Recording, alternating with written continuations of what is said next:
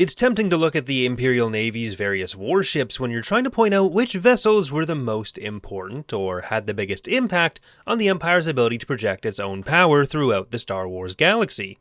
There are at least 2.5 Death Stars, multiple Super Star Destroyers around the size of the Executor, tens of thousands of Star Destroyers, and then you go all the way down to smaller patrol craft like the IPV, and of course all the fighters.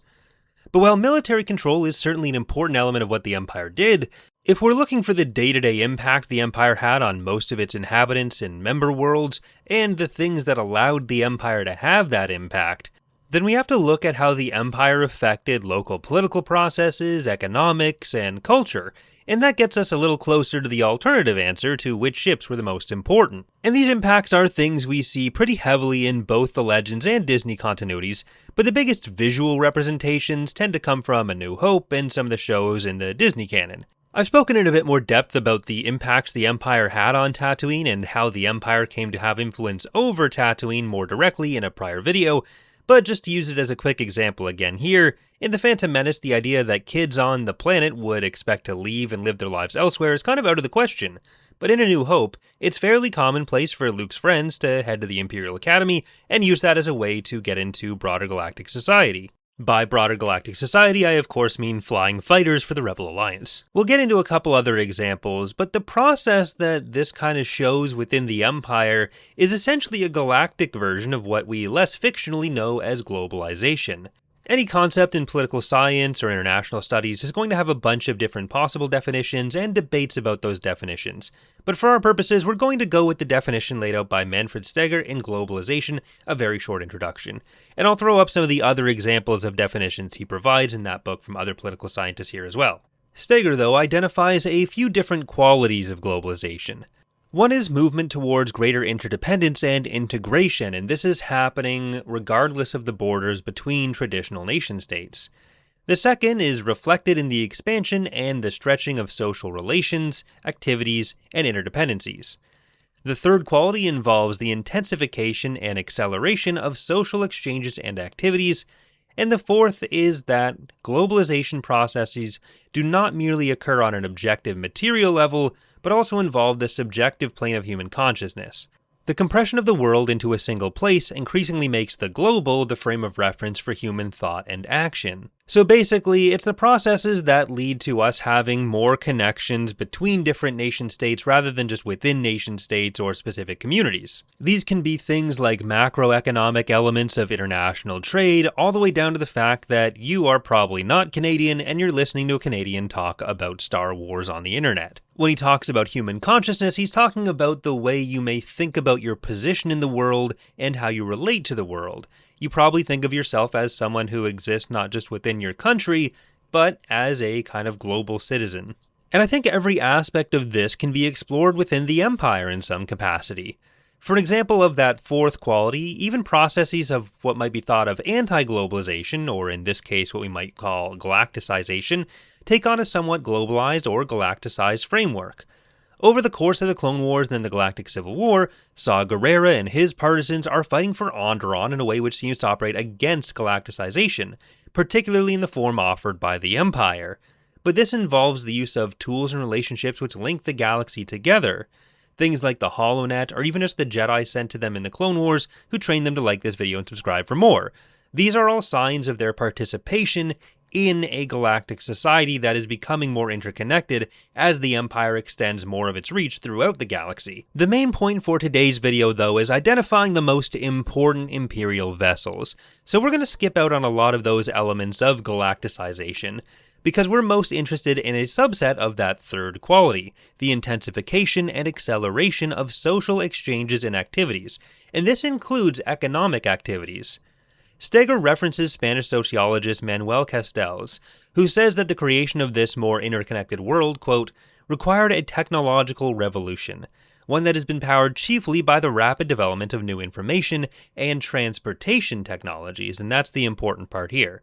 When we talk about an interconnected world being spurred by technological innovation, you might be thinking about things like radio development to broadcast television and then the internet. And those have certainly been impactful, but one of the most important inventions of the last 100 years for the various economic processes of globalization is incredibly boring. It's the standardized shipping container. Being able to move things around efficiently in giant boxes you can easily stack on vehicles of various types is a big part of what makes shipping long distances and exploiting global disparities in labor pricing possible. It's not so much about the actual invention of the shipping container itself, it's a box. It's the standardization of that box, meaning the same box can be used everywhere on so many different types of vehicles, and the rules which allow those boxes to go wherever they need to go. Without both of those elements, the ability to build up a truly global economy would be significantly reduced. And the Empire was kind of able to force a top-down version of this by controlling all the levers of access itself. And that's why I'd say that these guys, giant freighters loaded with those same kinds of shipping containers, represent the most important vessels when it came to building and maintaining the Empire's power.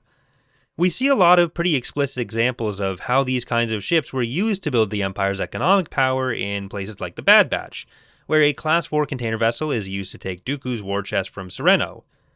This was a process which was probably replicated throughout the galaxy, and it probably applied to everything from finished military goods to raw resource extraction. In places like Kashyyyk, it involved literally enslaving and moving large chunks of the population. We see that particular type of vessel, the Class 4, repeatedly in Star Wars Rebels.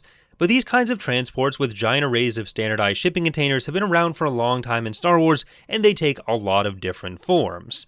The Gallifrey transports used by the Rebels may not have been the most efficient arrangement of them in my opinion, but that's what the underside gubbins are, they're a bunch of cargo containers. The Class 4 and the Gallifrey are relatively small as ships go, but these kinds of cargo container ships could get massive.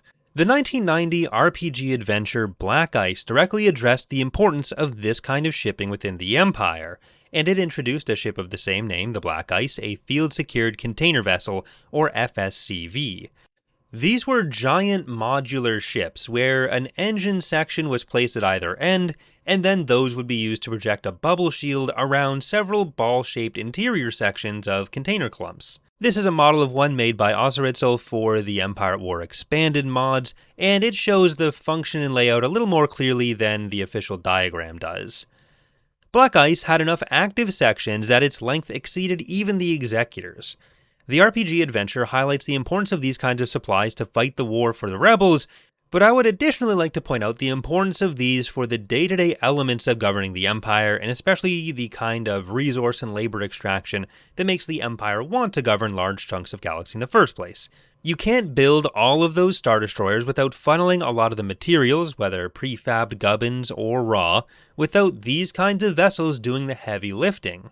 Black Ice in particular showed the vulnerability these kinds of vessels can pose to the Empire structure, and the importance of impacting supply chains for the Rebels' war effort. It doesn't actually take many operatives for the Rebels to steal the Black Ice, which is again much bigger in volume than the Executor. Protecting these vessels is important, but even the Imperial military forces probably pale in comparison to the number of economic freighters and transports flitting around the galaxy at any point. And the sheer tonnage of those transports certainly far exceeds the dedicated military tonnage in the galaxy. So that's why I think these are the most important ships in the Empire. That's going to do it for today though. Let me know in the comments if you agree that these economic vessels were the keys to the Empire's power, or are you still a boring Star Destroyer stan? We're also approaching 80,000 subscribers, which would be cool to hit before September, and then maybe 100,000 someday. So if you've been enjoying the videos and haven't subscribed yet, consider doing that and turning video notifications on with the bell. Thanks for watching, and I hope to see you next time.